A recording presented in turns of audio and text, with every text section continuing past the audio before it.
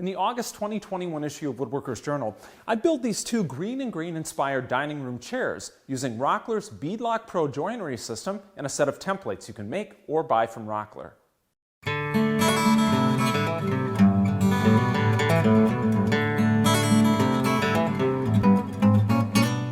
We've designed these chairs to complement our Cloud Lift table project in the June issue, and they're not that hard to build if you have moderate woodworking skills. But if you need a little extra guidance from the print article, in this video, I'll show you how to build one of these chairs from start to finish. Throughout this chair build, I'm going to be using these 6 MDF templates I've made to trace the chair's shaped parts, like this back leg, or this cloud-lifted seat rail profile. Then, I'll use these same templates for template routing the chair parts, so their sizes and shapes will be consistent. Soon, Rockler will be offering a kit of cardboard patterns you can buy to make your own full-size templates like these. Or you can enlarge the gridded drawings we provide in the August issue of Woodworker's Journal to make your templates that way instead. Either way, using these templates will make this chair building process much easier. Chairs, more than almost any other type of woodworking project, really need to be prototyped when you try a new design. So before I built my set of chairs for the magazine article, I built this full-size prototype from scrap wood. It gave me something to look at in 3 dimensions so I could check my drawings. It obviously gave me something to sit on to see if this chair's curved backrest was comfortable and felt right. And it was a great place to write notes to myself about construction details, like where to place these seat rail tenons. So since I've got it here, I'm going to be taking you back to my prototype every so often to point things out while we build another chair. We're going to start by gluing up 2 2-inch thick blanks for the 4 chair legs from 5/4 stock plain to 1 inch. If you size these blanks to 6 inches by 46 inches, each one will yield both a front leg and a back leg. Be sure to use plenty of clamps to get these seams as tight as possible. Here, the glue is dried on both of my leg blanks and they're out of the clamps. So now I can trace a back leg onto each of these blanks with my template. You can see here that I've arranged these back legs so this upper angled portion is running diagonally across the blank. And I want to conserve this portion right here because that's what we'll use for the front legs. Now head to your table saw or bandsaw to cut the back legs to rough shape. Saw about 1/16 inch outside your layout lines. And it should go without saying, but be sure to wear your hearing protection. To bring the back legs to final shape, we're going to template route them. Here, I'm sticking my template to one back leg with strips of double-sided tape so the rough cut edges of the leg blank overhang the template. And to make these cuts, I'm going to use this long double-bearing flush trim bit from Rockler. And I'm going to take the top bearing off so that it becomes a pattern bit with a bearing just on the shank. That way, it can roll along my template on the bottom. When routing these back legs, we also need to be very careful to keep grain direction in mind. And I've marked it with arrows here. On these angled back portions of the legs, the grain is running across them at an angle, like this, rather than along it. And what we don't want to do is route against the grain, like this, or like this, because doing that can chip and break out bits of wood, which can ruin the surface, and it also makes the cutting process more dangerous. So to play it safe, we want to always route with the grain, like this, and like this. Once you've got the bit raised so its bearing will roll along the template and the router set to its highest speed, feed the leg workpiece from right to left, making sure the bit is traveling with the grain and not against it. Route away as much material as the bit can reach in one pass. And don't route around the ends of the leg blanks. The end grain here is also prone to dangerous tear out and splitting, especially on very hard woods like this white oak. And now that I'm finished with my first routing pass, I can raise the bit and repeat the process to clean off the rest of the waste and finish up these cuts. Template route the second back leg the same way. We can do some work on the front legs now too. Here, I've taken one of the offcuts from the original leg blank, ripped it to 2 inches wide and cross-cut it to 19 inches long, and I've used my front leg template to draw the leg shape onto it. Now, this leg is a ½ an inch too long, but I want it that way to support the end grain fibers when we're drilling mortises into it. So, go ahead and make up both front legs, but don't cut this front edge to shape. We're going to leave these legs square for now. Now decide which legs will be left and right for your chair, and mark the ends of the legs clearly so you won't get confused while you work. This will be really helpful when you're marking all the mortises. Next up, go ahead and make blanks for the front, back, and 2 side seat rails. They're all the same size, with the only difference being the front rail gets this cloud lift profile along its bottom edge. So draw that shape onto your front seat rail blank, but don't cut it out. We're going to be using Rockler's 3/8 inch thick beadlock loose tenons to assemble most of the major joinery of this chair. The beadlock system is super easy to use. If you can drill holes, you can make these joints using this one jig. The beadlock drilling jig simply clamps onto a workpiece, and shifting a hardened drilling guide within the jig to 2 positions, A and B, enables you to drill a series of side-by-side holes to create precise mortises for the pre-made beadlock tenon stock. Once a pair of mortises are drilled for a joint, assembling legs and rails is as easy as cutting the tenon stock to the correct length and gluing them into place. We'll use a pair of beadlock tenons to connect the seat rails to the legs at all 8 of these joints, like this. To do that, mark a pair of mortise center lines 15/16 inches in from the top and bottom edges of each of the 4 seat rails on their ends. Now carefully transfer these layout marks directly from the seat rails onto the appropriate leg faces. With the 3/8 inch hole guide block installed in the beadlock jig, bore both mortises into the ends of the seat rails at both the A and B hole positions on the jig.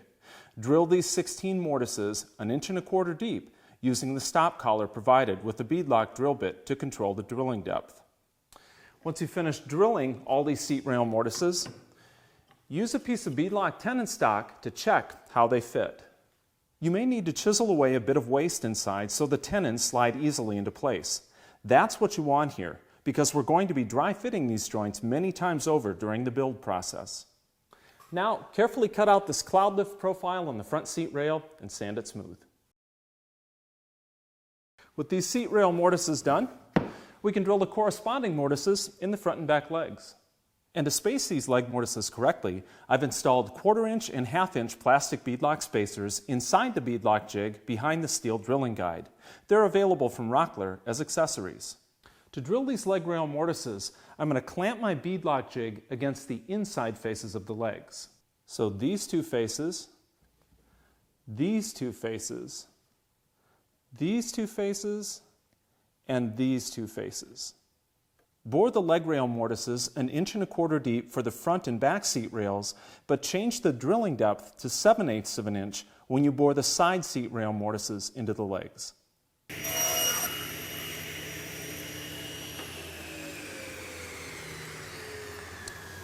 Here I'm cross-cutting 8 2½ inch long beadlock tenons for the front and back seat rail joints, and 8 2⅛ inch long beadlock tenons for the side seat rail joints.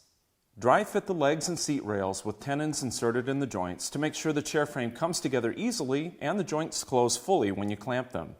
If all looks good, disassemble the parts so you can trim off the extra material from the tops of the front legs. These crest and back rails are curved on their front and back faces so the chair is more comfortable to rest against. And to make them, I'm going to cut them out of 2-inch thick solid oak. Here I've marked my back rail blanks with my curved template of the top profile, and you can see that this shape is going to require nearly the full thickness of these blanks. But I want to save these front and back offcuts so I can tape them back on several times during the machining process. So I've glued a thin piece of plywood to the back face of each of these blanks to keep these 2 offcuts together when I cut them free. With that marked, draw the cloud lift profile on the front face of the crest rail workpiece. Then mark both back rail blanks for a single beadlock mortise on each end. Locate the center lines of these mortises 1½ inch up from their bottom edges. Drill these mortises 3/4 of an inch deep with both 1/16 inch and 1/8 inch spacers installed in the beadlock jig behind the guide block. Now I'm going to head to the bandsaw to cut these back rails out. When you do that, make these long curved cuts in a single pass so you end up with single waste pieces. After you cut each one free, tape it back into place on the blank to help stabilize it on the saw table when you cut the other curve. These 8 back slats fit into long, curved grooves in the crest and back rails, and we're going to route those grooves next. Now that would be tricky to do if you were using a handheld router, but it's pretty easy if you can clamp the workpieces in a jig and route those grooves at the router table. So that's why I made this jig. It has a 3/4 inch thick base with a 1/2 inch wide groove routed through it that matches the curve of my crest back rail template. And these 3 clamps on top press the rail workpieces down during routing. To use the jig, I install a 3/8 inch diameter upcut spiral bit in my router table and a 1/2 inch OD guide collar around it. The guide collar's bushing fits inside the jig's groove. Sliding the jig from side to side routes the curved grooves consistently and easily. I want these grooves to be centered on the rail thickness, so I mark them and I take my time lining them up in the jig before clamping them down.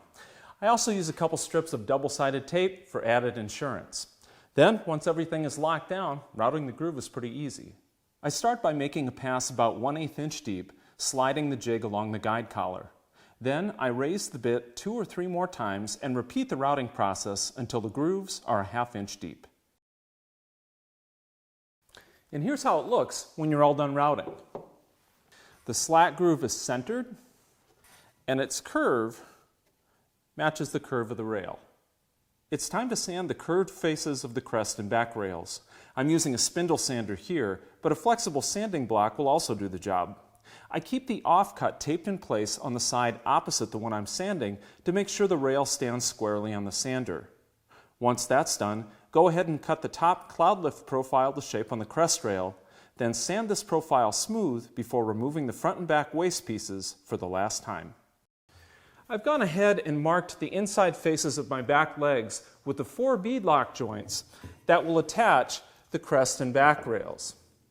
And to drill those mortises, I've installed the 1/2 inch spacer in my bead lock jig, and this time I'm going to clamp it to the front faces of the legs.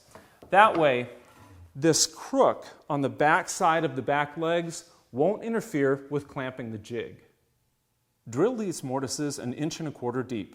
Then cut 2-inch long beadlock tenons and dry fit these parts together to make sure the crest and back rail joints fit well. These bottom rails and cross rail are 7/8 of an inch square, and we're going to attach them to one another and to the chair legs with 3/8 inch diameter dowels. Now it'd be tough to clamp a doweling jig to the ends of rails that small in order to drill them. So I'm going to do that on a wider piece of 7/8 inch thick stock instead. I mark center points for drilling 7/16 of an inch in from both long edges of the workpiece and line up my doweling jig to them. Clamp it securely. Then I can drill 3/8 inch diameter holes 3/4 of an inch deep. Now I can rip both 7/8 inch wide rails from it in 2 passes at the table saw. Set up these cuts carefully to be sure the dowel holes are centered on the rail ends. Now drill a 3/4 inch deep hole into each of these bottom rails for the cross rail and center these holes on the length of the rails. The centers of these side rails are located 8.5 inches up from the bottoms of the legs. So carefully mark the legs for these dowel hole locations and drill them 3/4 of an inch deep. Once that's done, dry fit all the chair parts together up to this point with the beadlock tenons and dowels in place and clamp the joints. And now you can measure between these bottom side rails to make a cross rail the same way as you made the other 2 to go here. And that takes care of all the major joinery for this chair. So now is a good time to cut these front leg profiles, template route them to final shape, and sand the faces smooth. Let's get these 8 back slats into place next. 6 of them are just straight rip cuts. And these outer 2 with cloud lifted profiles, I template routed on a wider piece of stock first, then rip them to width. You're also going to need some spacers to go between the slats, but despite the fact that these grooves are curved, you can actually make the spacers from straight pieces of stock because the spacers are so short and the curves are so gradual. Finish sand the crest and back rails and the slats and mark the center points of the grooves. Now dry fit all 8 slats between the 2 rails and the grooves, and reinstall this loose assembly between the back legs and back seat rail. Spread the slats out along the grooves so they're roughly in position. Then, starting in the middle of the crest and back rails, insert 2 1.25" spacers with dabs of glue into the rail grooves. Slide the adjacent pair of slats against these longer spacers and glue 3/4 inch long spacers into the grooves alongside these first 2 slats. Now repeat this process to position and install the other straight slats, spacers, and profiled slats. And be aware that the outermost spacers will need to have angled ends to meet up with the legs. We're real close to assembling this chair frame permanently, but take some time now to finish sand all the parts up to 180 grit and ease all the sharp edges so the chair is more comfortable to handle. I also chamfered the bottoms of all 4 legs and the top ends of the back legs with a trim router and chamfering bit. Now glue and clamp the backrest subassembly and the back seat rail between the back 2 legs with beadlock tenons installed. Glue and clamp the front seat rail and front legs together with their tenons in place. And assemble the lower rails and cross rail with dowels and glue, making sure that this H configuration of parts lays flat. You've probably noticed by now that I'm using hide glue for this assembly, and that's because we're going to stain this chair. And any glue splotches under stain stick out like a sore thumb. But the great thing about hide glue is that you can scrub off any dried glue with water. And if you do happen to miss any spots, hide glue accepts stain much better than other glues do. When the glue joints of these subassemblies dry, bring the whole chair frame together with their tenons and dowels in place. That's it for the frame. Now, make up a seat board like this from 3/4 inch plywood and notch the corners to fit around the inside corners of the legs. Make your seat board about 1/8 of an inch narrower in both dimensions than the inside of the seat frame. That way, whatever seat covering you choose can wrap around the edges of the seat board and fill that extra space. Now I'm going to use fabric for my chair, but if you decide to use thick leather for yours, you might want to leave even more space around the seat board. The chair also needs these 4 cleats installed inside the seat frame to support the seat board. Screw them into place so the seat board sits flush to the tops of the seat rails. I've skipped ahead a few steps to stain and top coat my chair, and that amounted to red mahogany stain, then several light coats of spray-on shellac to build a film finish, followed by several light coats of satin lacquer to knock down shellac's glossy sheen. Now, let's get on to upholstering the seat. Start by breaking the sharp corners of the seat board with a file or sanding block, then ease the top and bottom edges with an 1/8 inch roundover bit in a handheld router. Doing this will prevent tearing the fabric when you're stretching it over the seat board, and it also prolongs the life of the fabric. Then draw 4 layout lines on the bottom face of the seat board, 2 inches in from each edge, to create a smaller, penciled, square layout area. We're going to pad this chair with 2-inch thick, high-density urethane foam that you can find at any fabric store. So set the seat board onto the foam so there's some overhang all the way around, and trace the board shape onto the foam. Now you might think that the right way to cut the seat pad out is with square cuts that go perpendicular through the foam, right? But we're not going to do it that way. Instead, we're going to bevel these cuts out at 30 degrees. Now I'm going to do that at my bandsaw, but if you're not comfortable with that method, you could also use a long-bladed utility knife. With my bandsaw table tipped to 30 degrees, I'm just cutting along my layout lines. These are freehand cuts at an unusual angle, but the foam cuts easily. Just use extreme caution to keep your hands clear of the blade, and make these cuts slowly so you can follow the lines. Now here's how to stack everything together to upholster the seat. I've got a 23 by 23 inch piece of fabric face down on my work surface. Set the foam on top of the fabric so it's centered all the way around, and so its larger beveled face is down against the fabric. Then set the seat board on the foam so its pencil marked face is up. Pull one flap of the seat covering up and over the seat board and staple the flap to it. Try to align the edge of the fabric to the penciled layout line. Start at the center and work your way out from there, pulling the covering evenly and stapling every 2 inches or so. Repeat this process for the other 3 flaps. Then pull the remaining unstapled areas of the seat covering taut and drive more staples to hold these areas in place too. On my first two chairs, I quickly discovered that while a manual stapler like this might be up to this operation, mine sure wasn't. The Baltic birch plywood I used for my seat boards just bent the staples. So I switched to this PT50 pneumatic stapler from Arrow, which was both inexpensive, it was only about $40 at a local home center, and worked like a charm to sink these staples correctly. All that's left to staple are these 4 corner flaps, and there's nothing special about that. Just pull the flaps up and over the corner notches and staple them down too. And the last step of our chair project is to push the seat down into the chair frame and drive screws up through the cleats to attach it. So that's how you build one of these chairs. But you're going to want a set of at least 2, if not 4 to 6. So cut enough parts for all the chairs you need to make, repeating the machining process at each step, production style. I hope this video has been helpful and that you have a good time building your chairs. I'm Chris Marshall with Woodworkers Journal magazine, and thanks for watching.